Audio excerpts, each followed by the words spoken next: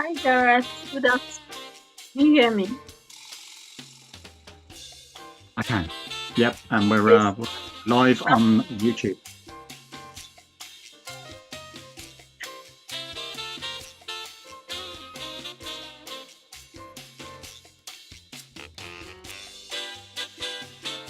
We've got a couple of minutes to go. So good time to grab your teas, your coffees, your waters, coming up to the hour. For the last session this year.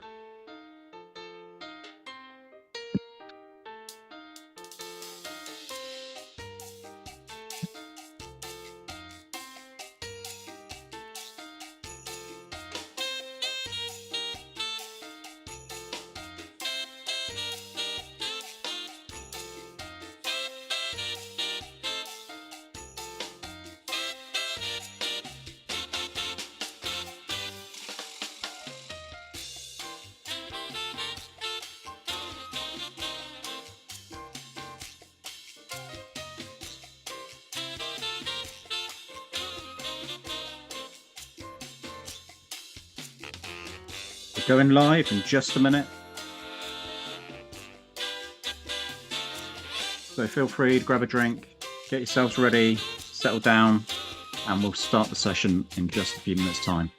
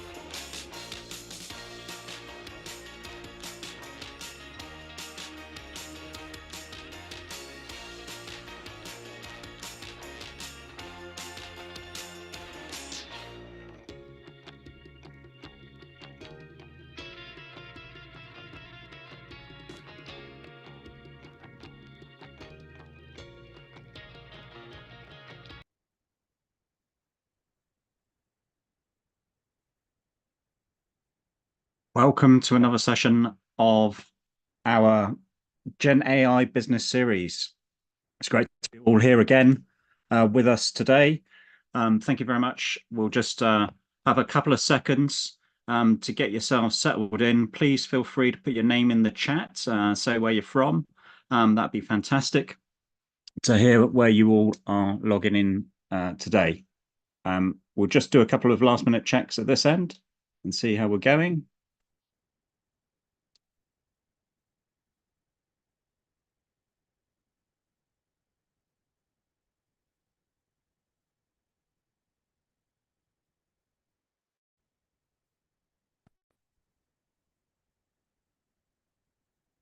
Hey, so let's just switch our systems on. It's good to see you all again.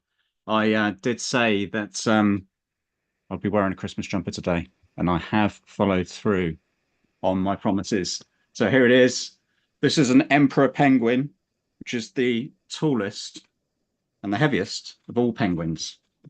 And unfortunately, the emperor penguins aren't having a good time at the moment because of climate change and the ice melt in Antarctica, which kind of frames this session today,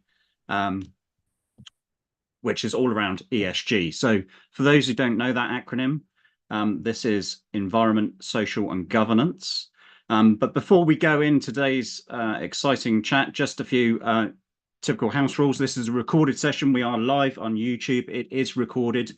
So if you don't want to be seen on camera or hear your voice, please feel free to keep yourself on mute. We are all human beings, so please respect each other on the call. Feel free to come off mute if you want to chat. If you're one of those extroverted people that likes to get energy from chatting, then feel free to engage in the debate later on as we go through. Or if you don't feel comfortable with that and you get your energy from typing and communicating in a more thoughtful way, then please feel free to use the messaging here as well. This, as we've said before, is a safe learning zone. We are talking about a lot of new technologies here, and feel free to ask any questions that you want. And if we can't help you on these sessions, we will certainly follow up afterwards. This is me. Feel free to check me out on LinkedIn. I won't say my usual spiel here. I'll say a little bit more around what interests me around the environment. So many years ago, I studied environmental science at university, graduated in the year 2000. But it was at that point where I could see a lot of the challenges coming up and facing us as a civilization, and the types of things that we could potentially be seeing playing out. And unfortunately, some of those things have started to happen. But I've never lost sight of my passion for the environment and trying to make a positive impact in these areas. And what really excites me about the talk today is that we've finally got some excellent technology tools to enable us to move forwards in this area. So we are going to be covering, just in general, ESG with Microsoft, and some of the areas in ESG where Microsoft have solutions. And I'm going to touch on environment, social, and governance, but we're going to really play on the environment piece today. If you've been on our sessions, then you would have already seen some of the social and some of the governance aspects, but I'll cover that off. We've got a case study where we'll be drilling into a Swedish forestry company. They have a cooperative of different forest owners across Sweden, and they are using one of the tools which we're showing you today in a demo, in fact, which leads on straight from that case study. And at the end, if we feel like it, have a bit of an interactive Q&A for people to chat, and if we feel like it. And at the end of this session, we do have some free gifts. And we've been building up on these free gifts. So if you've been joining our sessions previously, then you will have seen some of those things coming out. And today we're giving you some free trials for some of these sustainability tools as well. So I'm going to take a drink out of my mug, which I'm super proud of, by the way, because this is something that my son designed. It's a Norwegian forest cat, and it says Merry Christmas. So Merry Christmas to everyone out there. Awesome. Thank you. Right. Let's crack on and go through to our next slide. Now, why? Other than saving the penguins, of course, which is good enough, but there are lots of other reasons. So regulatory requirements. Now, globally, countries are at varying different levels, but there has been UN commitments to make a positive impact under 17 UN sustainable goals. That has translated into legislative frameworks of different types and shapes. And just to call out a few here. So we've got the US Securities and Exchange Commission that mandating disclosures related to climate risk, human capital, cybersecurity. Got the Corporate Sustainability Reporting Directive, which comes in for companies, I think it's above 200 in size in Europe. Carbon reduction commitments, things which are not necessarily compliance-based, but aspirational-based in terms of wanting to do positive things, positive impacts for the environment. So B Corp accreditation, which is an international accreditation. So we've used that actually with one of the tools as we've progressed ourselves towards B Corp. But more wider than that as well, thinking about risk management and compliance. So if you're in a manufacturing industry, then you are going to have lots of environmental potential impacts the way that you mitigate risk around the handling of chemicals, all sorts of things plays into this area. There is a general trend amongst investors, and there's some really good statistics out there, which if you look on our microsite later, you'll see some of these. But investors have an expectation that their money is just not going to sit in any company, but in a company which has thought and considered about the impacts that it's having on the environment. And as we say at the bottom there, doing the right thing for future generations. There's a lot of greenwashing out there at the moment. People are wising up to this, not just from a consumer basis, but there's some compliance pieces as well to make sure that people are actually approaching things in a measured way, that we can actually monitor and evaluate whether things are having a positive impact. And finally there, last but not least, corporate responsibility and the whole CSR agenda. Now, we shouldn't be seeing these things as sticks, because if we approach business in the right way, I genuinely believe that we can make a positive impact and a profit in order to have a cycle back to continuous improvements. So even back when I studied environmental sciences, this thinking about the bottom line and actually becoming more efficient and effective and taking a look at your inputs and your outputs and becoming leaner and leaner as a business works together with the whole environmental agenda, because you are cutting your outputs and you're cutting your consequences ultimately. And if we think about this in terms of what we're chatting about today, which is the Microsoft ESG landscape, we have a number of tools. Now, these aren't all of the tools, but the ones which are just drawing attention to here, because I think there is a rapid way to achieve value with some of these tools and get some great things out of it. So firstly, E for environment, we have Sustainability Manager. Now, Sustainability Manager lives in a couple of places. It's a tool. So Microsoft provide this tool. You can see a screenshot of it there on the right-hand side. It's got a small to medium business tool, and then a larger business tool. So certainly if you are one of those organizations where you're having to do CSRD reporting and all of your scope 1, 2, and 3 emissions, then the Sustainability Manager that you see over there on the right-hand side is certainly going to be very useful for you.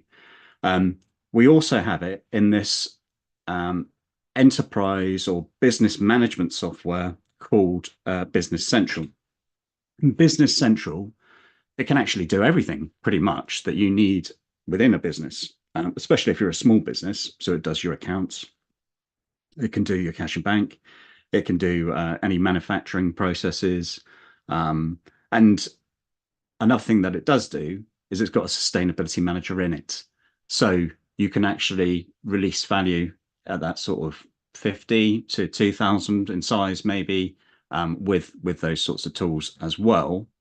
And what Microsoft also provide us is an emissions impact dashboard, where we can actually start to see what our impacts are as an organization if we are using some of the Microsoft tools.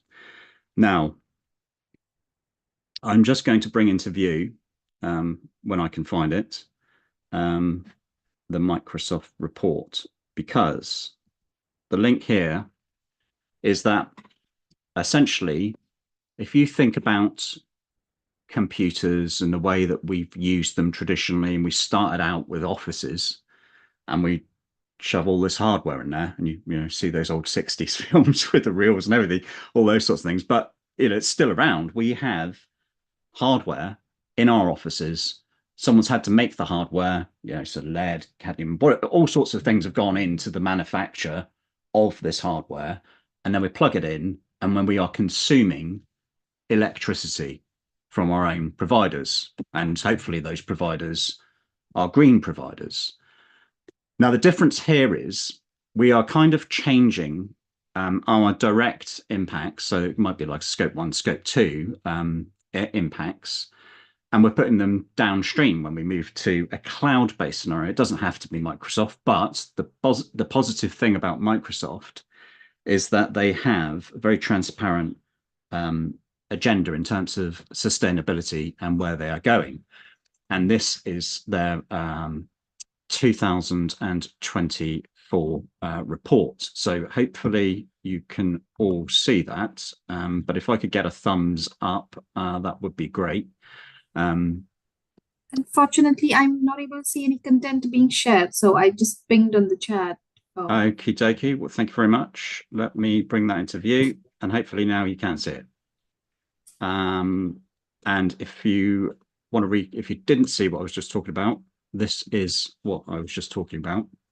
So you didn't miss much there, and I've literally just gone over to this environmental sustainability report from Microsoft, and the transparency is here, so you can see, and you can go online and grab a copy of this and see everything that they've got in here and how they are actually doing. But what they are tracking against is things becoming like water positive by 2030, so that they're actually having a net input back into the water which they take out of the systems, maybe for cooling data centers, all sorts of reasons. And they also want to get rid of all the carbon emissions which they've ever created since their existence, essentially, and get to a neutrality situation. So one of the benefits of moving to Microsoft Cloud is that you essentially follow their sustainability path and all of their metrics and their goals as you're going through this. So that's a big positive thing. Now, if we cut back to our slide deck, and we just go to the next slide, just to call out some of the other tools here. Sorry to interrupt, Karen, but I don't think none of us are able to see any content being shared. Like Zana has also mentioned the same on the chat. Yes, You're not seeing any of the screens there? No. No. Are you sharing the screen? Okay. Okay, now you're it's sharing the visible. screen. Yeah. Okay, thank you, folks. I appreciate the engagement. Hopefully, let's just take a couple of steps back. So in terms of the report, this is Microsoft's sustainability report. So we've just quickly gone over that, but feel free to take a look at it. We can send the links out to you afterwards, but this is what you are essentially on the back of in terms of Microsoft's journey, in terms of the reduction across all of these metrics. And then we're cutting, thank you, just to check again that you can see the window now. Yes, all good now. Yeah. Perfect, thank you. We're into the social space. So think about this, ESG, we're on the S. And here we have a number of different modern workforce tools. We won't go into this in depth on this call. We've called them out on previous sessions, but things like Amplify, where you are engaging through internal communication channels, maybe as part of a leadership voice or strategies for communicating with your workforce. This can be built into experiences, which can be personalized, which things like connections to build your own employee dashboards, communication sites, those sorts of things. Whilst we're able to support this whole social journey with underpinning tools like Teams, Loop, and also engage with the workforce through pulse surveys, feedback surveys, which can be managed through Pulse and Glint. Now, in terms of that social element as well, we have the insights, which we mentioned before, across all of the workforce, and we can see how people are engaging with this content and monitor and evaluate it. And we're talking about monitoring and evaluation from a governance perspective, although this does link in here as well. One very good tool for that is Viva Goals.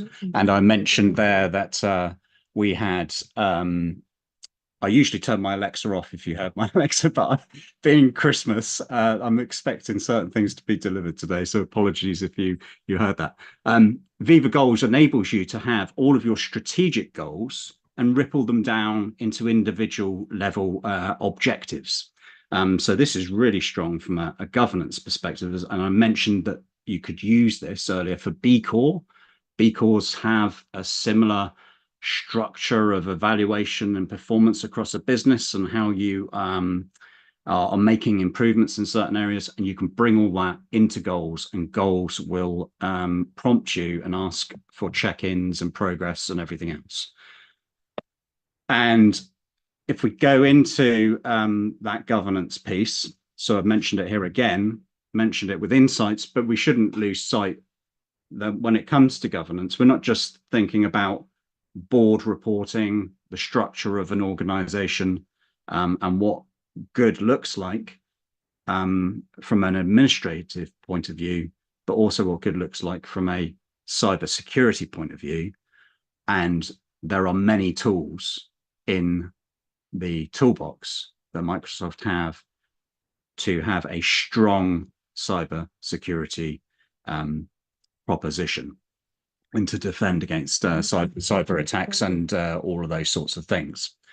So that is where we are. We won't drill into cybersecurity. We'll leave that for a little bit of a later time. But what I'm going to do now quickly is show you a quick case study from this Swedish company called Sodra. And we've got a short video here which outlines how they are using the sustainability manager, and fingers crossed we get this through.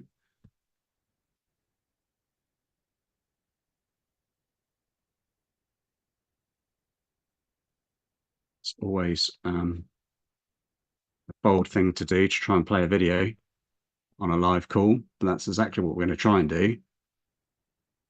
And we shall see how we go. And if this doesn't work, then what we'll do is send you out a case study. We are rooted in the forest and we grow the future. We're a co-op of 52,000 forest owners, and we supply sustainable forestry products. With our history of technology leadership and innovation, we aim to lead the forest industry. Our climate smart products replace higher climate impact materials such as steel, concrete and plastic. We create as many valuable products as possible from the tree. One example is our biomethanol, which is a fossil-free alternative made from the same wood raw material as our paper and textile pulp. We also need to comply with various regulations and provide data to our stakeholders. To achieve sustainability, it takes accurate data and flexible on-demand reporting. We deployed Microsoft Sustainability Manager, a solution within Microsoft Cloud for Sustainability. We wanted a system we could use to generate improvements, not just static reports that check a box. My work requires accuracy and the highest quality reporting possible. I do need a faster, more accurate alternative to analyzing the spreadsheets we've built up over many years. I use Microsoft Sustainability Manager to collect and analyze our sustainability data much faster than before. We have automated reporting flows to Sustainability Manager, such as fuel consumption and company vehicle usage. Soon, we will automate reporting for raw materials and products delivered to and from our sawmills and pulp mills. This way, we are unlocking sustainability insights from multiple systems. My team and I can now focus on analyzing data instead of only collecting it. That means more time for advancing our sustainability goals and also sharing data with others working on decreasing our emissions. Everyone has a role to play in improving sustainability. We are proud of our accomplishments with Microsoft Cloud for Sustainability, a catalyst to achieve our financial and sustainability goals.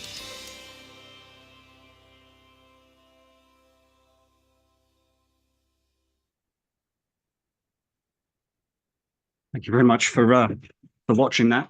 I hope you found that useful. And I think it's always good, these real world examples of how companies are actually starting to apply this technology to improve their businesses and make some great positive impacts on the environment. So, is there any questions? Have anyone got any questions? Please pop them into the chat, and we will see if we can answer some of those as we're going through today. If there aren't any questions, then what I suggest that we will do, and I'll just change my slides over here, is it'd be good if you can give us a thumbs up if some of these things are resonating with you, whether you're watching this on the replay or you're live here with us today. But we are going to jump in to a demo scenario from Microsoft. It's a click-through demo, and we're going to walk through that. Now, for those of you who've joined us before, it's a similar sort of setup. I'm not going to read every single thing on the screen. You can do that, but these ring-fence demos are a secure way for us to convey to yourselves actually how easy it is to set up some of these bits and pieces yourself. So let me just bring this through. What we have here, as it says on screen, is a reporting disclosure and automated insights guided tour. So one of the great things about Sustainability Manager is this ability to draw together lots of different bits of information across your business into one place. So overcoming data silos, information repositories that are in different format shapes, and bringing all of that together into the one place in order to be able to report on it for compliance purposes. And in terms of your compliance purposes, if you do get the information into the data model which Microsoft provides you, you become compliant. So that is a shortcut to compliance, so to speak, as opposed to employing lots of larger organizations to undertake this with you. You can be guided by the structure of the tool and then work towards these things yourself, should you have the right culture and processes in place to be able to do that. So I'm going to click on this dot to get started. We're using the Contoso, the fake company from Microsoft. And you can see here that they want to tailor their strategy through the Microsoft Cloud for sustainability within their organizations. Now, some of the good things about this is that once we're using the Microsoft Cloud, there are standard reports which we can use, which actually tell us what our scope 1, 2, and 3 emissions are. So if we're using things like Microsoft 365 or old Office or Azure and some of the cloud pieces there, we can get all of that carbon reporting out of the system. Anyway, today I am wearing the hat as Megan, and she's calculating the annual emissions and bringing us all together into the one place. So she's going through and essentially clicking on the elements where she needs to pick up those pieces of information and bring them into the tool. But what she also needs to do is have some external activities going on so she can draw information from her supplier base for scope 3 emissions from a supplier. So those are indirect upstream and downstream emissions. So this could be employees, suppliers, those types of things. But we're setting up a survey there in order to enhance the information that we've already got in the system.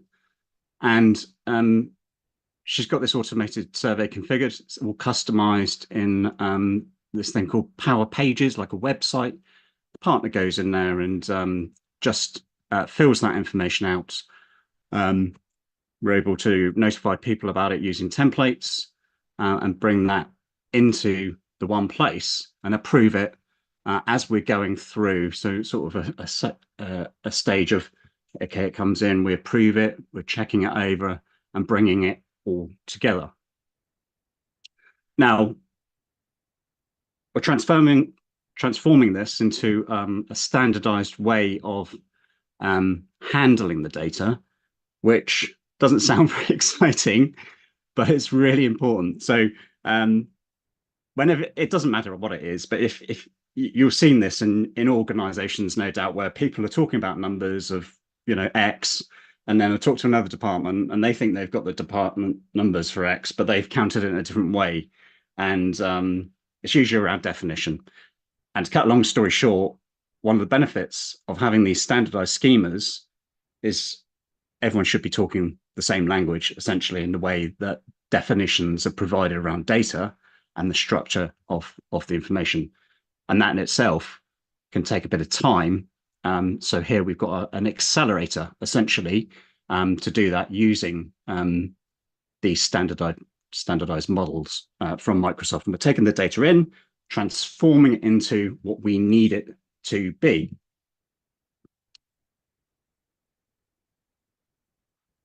So Megan's brought that in, and she's just now going through and checking these metrics out, bringing them into the workbook and into that standardized dashboards. And here we've got the CSRD metrics report with analytics, which can be changed, but a lot of these things are out of the box.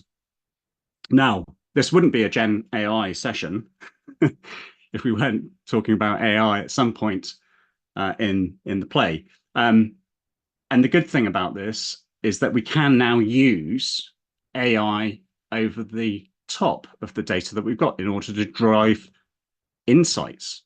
And again, we're talking about sustainability here, but the AI tooling is there for us to analyze all sorts of data. So this is really good. And in terms of those data analysis teams, it can really help them accelerate and really push out some strategic thinking and questioning to the appropriate leaders to make decisions. This is Megan picking up on a technical approach to analyzing that data to get those AI-driven insights. It's not the only way of doing it, because there are lots of analytics tools from Microsoft, and some of those use natural language. But what we're trying to do in these sessions is give you a flavor of the different sort of levels of technology that are available to us.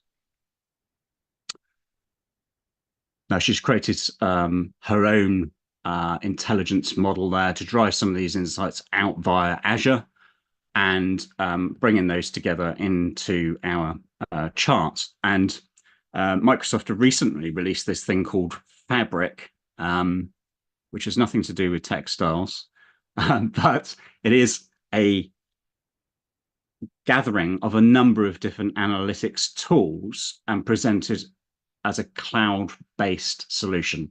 And it's very, very strong. And I'd encourage you to look into it if that does interest you. But there, we've gone through, we've managed to drive the reports. We've brought all this information together. We've decided we're going to go a little bit more technical on it. We've brought in some coding to drive some AI-driven insights. And now we're actually playing this through in terms of the overall employee experience and bringing that through to that social piece around teams. And you can see here that we've got a card on here that it shows us some Power BI metrics, or this could be coming from Fabric. And we can see there across the business what it looks like in terms of our ESG reporting. Our emissions overview. Now, this could be taken straight out of here and put into your overall annual or X reporting schedule as you're going through your yearly business. Here we're going to ask Copilot actually on the right hand side. So we talked about these different layers of artificial intelligence. We've seen Megan using the technical piece, but here we've got our natural language. So we're using Copilot. So for those who aren't familiar with what Copilot is, this is Microsoft's AI companion. It sits alongside us and helps us with questions and small admin tasks and those sorts of things. We're asking for some intelligent insights there based on the report that we've seen on screen, and Copilot can go out there and bring forwards different information for us, and provide some really interesting thought pieces to help us go through this journey.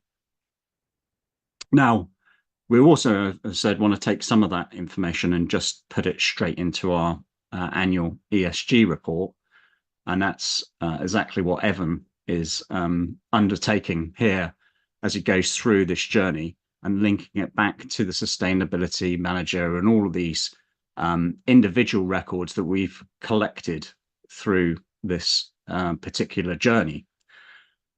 And that's why I love what I'm seeing here from Microsoft. There is a whole website on this, which if I bring this into view, you can take a look at in your own time. Microsoft Sustainability Manager. This talks about more success stories from other clients that have implemented this, how they're using it. You can take your own guided tours here as well. And there are a number of different resources which enable you to get started. Those dashboards and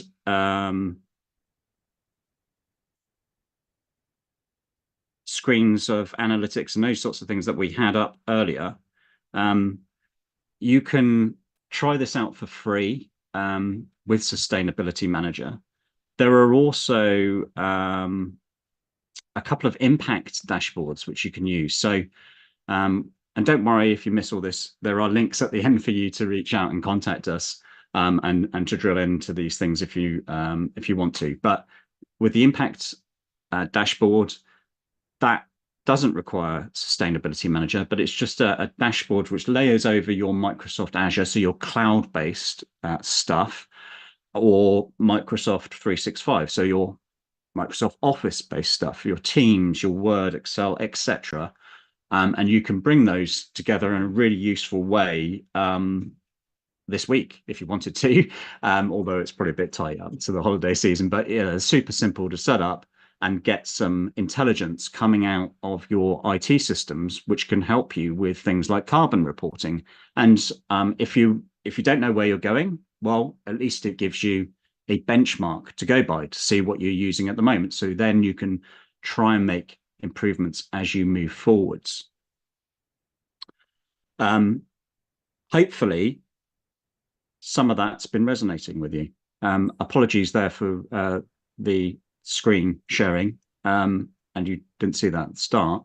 But hopefully you've got the essence of what tools are available to us at a high level from Microsoft in order for us to progress the ESG agendas in our own organizations. Are there any questions on the call? Is there anyone want to make any observations, just general chat? Yeah. So first of all, thanks so much, Gareth. I think it was nice to get an outlook of this, because taking time out to see what Microsoft is up to, what they're introducing is not really easy. So I am an ERP consultant, mostly focused on the supply chain area for Dynamics D365 FNSEM. And we try to take this topic to our client, but I was not fully sure as to how I could integrate these tools to the ERP system, as to how I could take data from my system, the current live ERP platform, and use that data to help them generate reports, assess their data, and kind of then give them some guidelines as to what steps they should take to improve. So any idea if Microsoft is helping with this kind of integration with maybe this sustainability platform to the ERP to at least extract the data? Like, let's say my client is into manufacturing, so they have a lot of scrap components. How do they deal with that scrap? How do they dispose it off?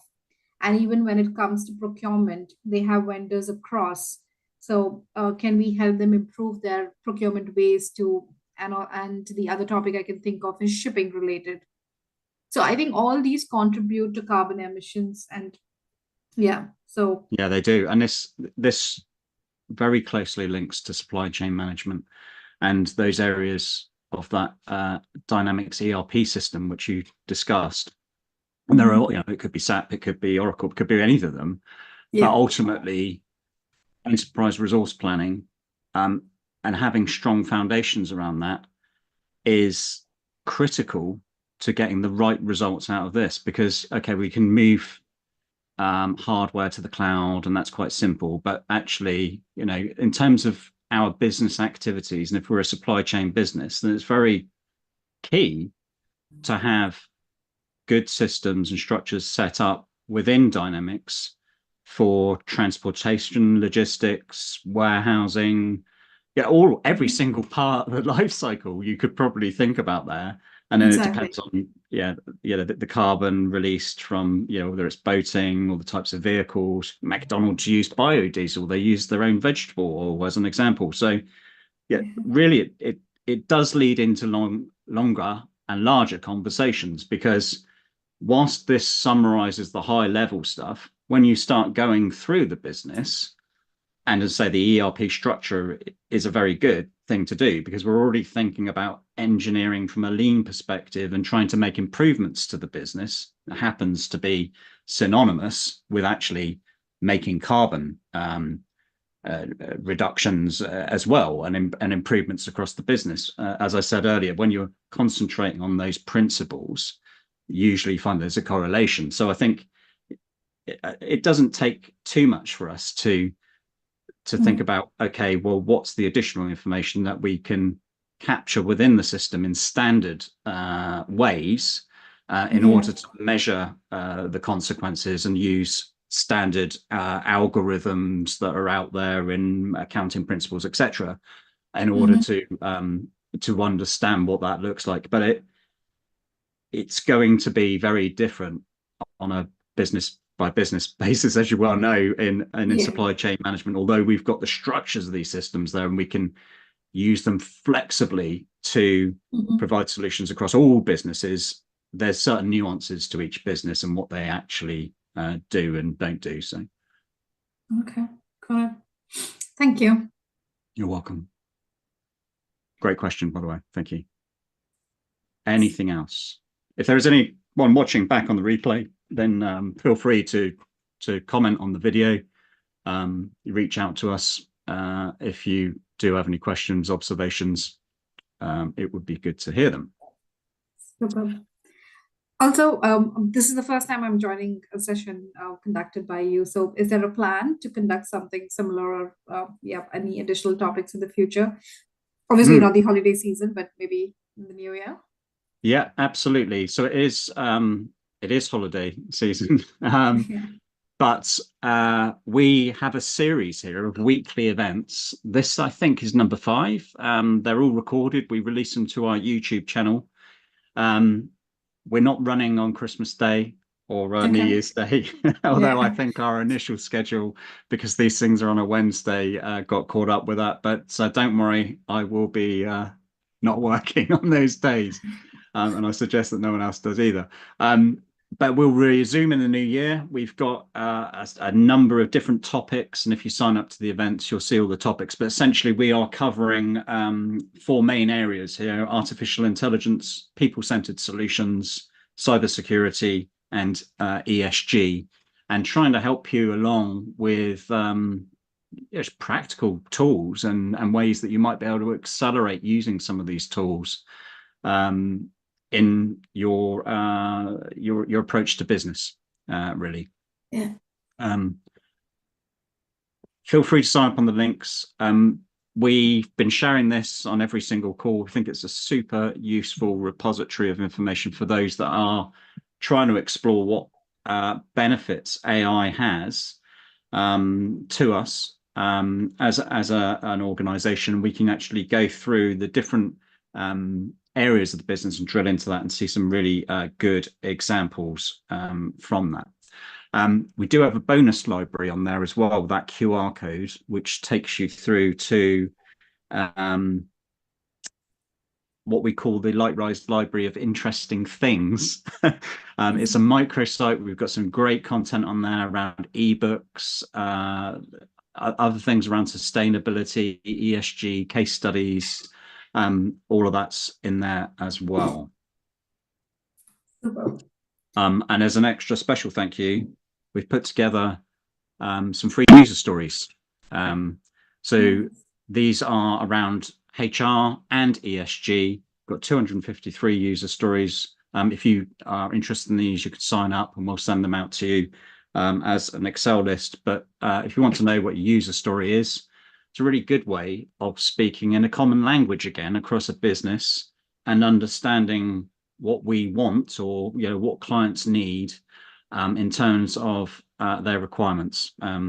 So we might say things like, as a sustainability manager, I want a dashboard where I can see my scope 1, 2, and 3 emissions. And those things can translate into really useful guides as you're going through the realization of value, understanding the user journeys through these, and what testing scenarios and everything else looks like as well.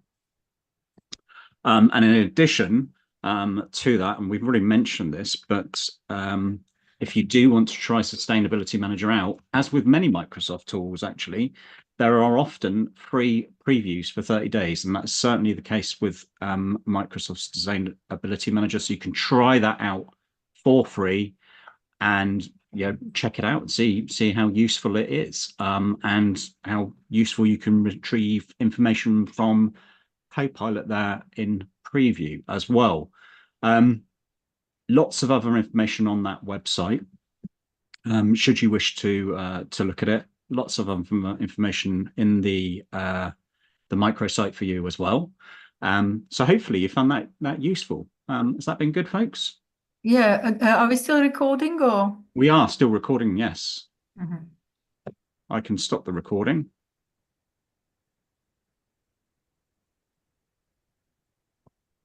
Or maybe I didn't start recording. I think maybe we didn't start the recording on this one, but I think it's been live on YouTube, so it would be. It happens. Yeah. So you haven't recorded the whole webinar. I believe it's gone through to YouTube, so we've got it there. Okay, just a quick question. You showed the code a minute ago. But bear with me a second, and let me just make sure that we haven't anything